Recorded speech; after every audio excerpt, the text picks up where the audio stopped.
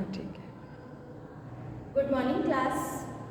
तो आज हम हिंदी व्याकरण पाठ 12 अविकारी शब्द के प्रश्न उत्तर करेंगे। कल मैंने आपको अविकारी शब्द किसे कहते हैं, इसके कितने भेद होते हैं, इन सब के बारे में बताया था। तो आज हम इसके प्रश्न उत्तर के बारे में थोड़ी सी चर्चा करेंगे। जैसे अविकारी शब्द किसे कहते हैं, अविकारी शब्द के कितने भेद हैं, क्रिया विशेषण से आप क्या समझते हैं, इसके भेदों के उदाहरण दीजिए। संबंध बोधक अव्यय किसे कहते हैं, उदाहरण सही समझाइए। समुच्चय बोधक अव्यय उदाहरण सही समझाइए। या फिर विस्मय आदि बोधक किसे कहा जाता है, इसके उदाहरण हमें दीजिए। तो आज हम इसके बारे में चर्चा करते हैं। तो पहला प्रश्न आपका है, अविकारी शब्द किसे कहते हैं। वे शब्द जिन पर लिंग वचन व कारक का कोई प्रभाव नहीं पड़ता तथा इनका रूप नहीं बदलता अविकारी शब्द कहलाते हैं। अर्थात वे शब्द जो लिंग वचन व कारक की वजह से अपने अर्थ को नहीं बदलते, उन्हें ही अविकारी शब्द कहा जाता है। प्रश्न 2 है, अविकारी शब्द के कितने भेद हैं। अविकारी शब्द 4 प्रकार के होते हैं, जो मैंने आपको एक प्रवाह चित्र के द्वारा समझाया है। अविकारी शब्द के 4 भेद क्रिया विशेषण, संबंध बोधक, समुच्चय बोधक और विस्मय आदि बोधक अव्यय। क्रिया विशेषण के 4 भेद आते हैं। रीतिवाचक यानी कि क्रिया कैसे की जा रही है, इसके बारे में बताया जाता है। कालवाचक क्रिया कब की जा रही है, इसका बोध होता है। स्थानवाचक क्रिया कहाँ की जाती है या क्रिया के स्थान की विशेषता बताई जाती है। परिमाणवाचक यानी कि क्रिया कितनी की जाती है, उसके बारे में बताया जाता है।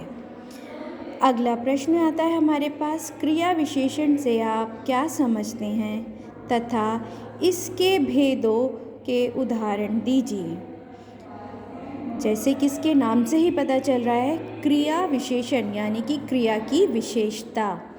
क्रिया की विशेषता बताने वाले शब्दों को क्रिया विशेषण कहते हैं। यह हमें क्या बताते हैं कि क्रिया कैसे यानी कि उसका ढंग या किस तरीके से की जा रही है, कब यानी कि उसका क्या समय है, कौन से काल में है, कहाँ, उसके स्थान के बारे में या इसकी मात्रा के बारे में या माप के बारे में जानकारी मिलती है। यानी कि क्रिया विशेषण में हम कैसे, कब, कहाँ, कितनी क्रिया का पता चलता है, इन सब को हम जानते हैं।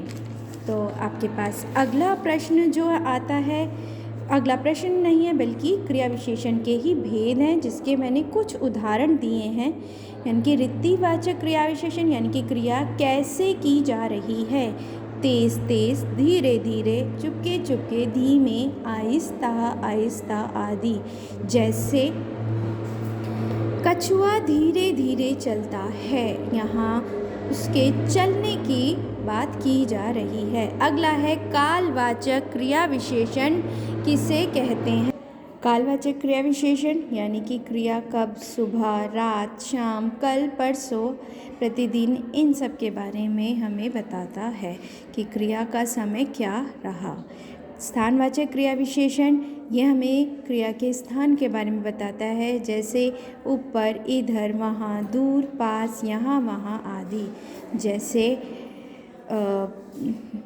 मेरे घर से दूर मंदिर है, वहाँ उसके मंदिर के स्थान के बारे में बताया जा रहा है या उसके पास बताया जा रहा है।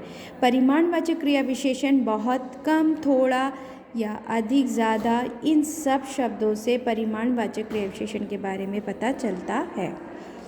अगला प्रश्न आपके पास है, संबंध बोधक अव्यय किसे कहते हैं, उदाहरण सहित समझाइए। तो जो शब्द संज्ञा या सर्वनाम का संबंध वाक्य के अन्य शब्दों के साथ प्रकट करते हैं, संबंध बोधक अव्यय कहलाते हैं। जैसे मेरे घर के सामने विद्यालय है, कमरे के अंदर बिल्ली बैठी है, बच्चे माता पिता के बिना बाहर नहीं जाते हैं। ठीक है, तो इस तरीके से, यानी कि इसके तो नाम से पता चल रहा है संबंध बोधक, यानी कि ये संबंध को, संज्ञा या सर्वनाम का बाकी शब्दों के साथ, या जिसका भी संज्ञा हो या सर्वनाम संबंध प्रकट कर रहा होता है तो वो हमारे संबंध बोधक अव्यय कहलाते हैं। जैसे मेरे घर के सामने विद्यालय है, तो यहाँ घर और विद्यालय के बीच संबंध दिखाने के लिए हमने शब्द का प्रयोग किया है के सामने। तो यहाँ के सामने, के अंदर, के बिना जो है वो आपके संबंध बोधक अव्यय कहलाते हैं। अगला प्रश्न आता है, समुच्चय बोधक अव्यय उदाहरण सहित बताइए।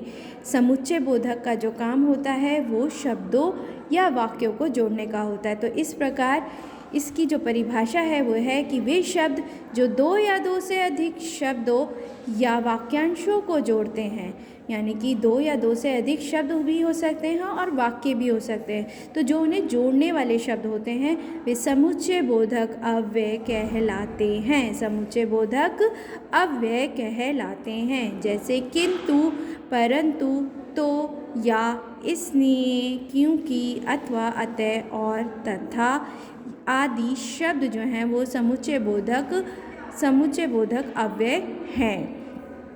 इन शब्दों के द्वारा हम दो या दो से अधिक शब्दों, वाक्यांशों को जोड़ते हैं। अगला प्रश्न जो आता है, अगर आपको इसमें है तो इसका जैसे कि हम उदाहरण भी दे सकते हैं। जैसे मीना और रीना विद्यालय जाते हैं, तो मीना रीना को जोड़ने के लिए मैंने वहाँ और शब्द का प्रयोग किया है। इसके बाद अगला प्रश्न जो है वो है, विस्मयादि बोधक अव्यय की परिभाषा देते हुए इसके उदाहरण भी लिखिए। विस्मयादि बोधक यानी कि ये हमारे जो भाव प्रकट कर सके, तो वे शब्द जो मन के भाव हों, यानी कि मन के भाव कौन से हो सकता है कि किसी के साथ घृणा का, आश्चर्य, डर, क्रोध, शोक, प्रेम, दुख आदि जो मन के भाव होते हैं, जब हम उन्हें शब्द के माध्यम से प्रकट करते हैं, ठीक है, तो उन्हें हम विस्मयादि बोधक अव्यय कहते हैं। इनके बाद जो है एक खास तरह का विस्मयादि चिन्ह लगाया जाता है जो कि आपके मन के भावों को पूर्णतः प्रकट करते हैं। जैसे उफ, छी, वाह, हाय राम, बाप रे बाप, ओहो, शाबाश, अरे क्या आदि जो शब्द हैं ये विस्मयादि बोधक अव्यय शब्द कहलाते हैं। ये आपके मन के भावों को प्रकट करते हैं। जैसे कि जब आप किसी को शाबाशी देते हैं तो कहते हैं ना, शाबाश, तुमने ये काम बहुत अच्छा किया। तो इस तरह से आप अपने मन के भावों को इन शब्दों के माध्यम से प्रकट करते हैं। तो यही आपके प्रश्न उत्तर थे जो मुझे आज आपके साथ चर्चा करने थे। तो कुछ 5 या 6 प्रश्न आपके बन रहे हैं इस पाठ से जो हमने आज चर्चा की है। तो अब हम अगली कक्षा में दूसरे पाठ के साथ मिलेंगे। नमस्कार।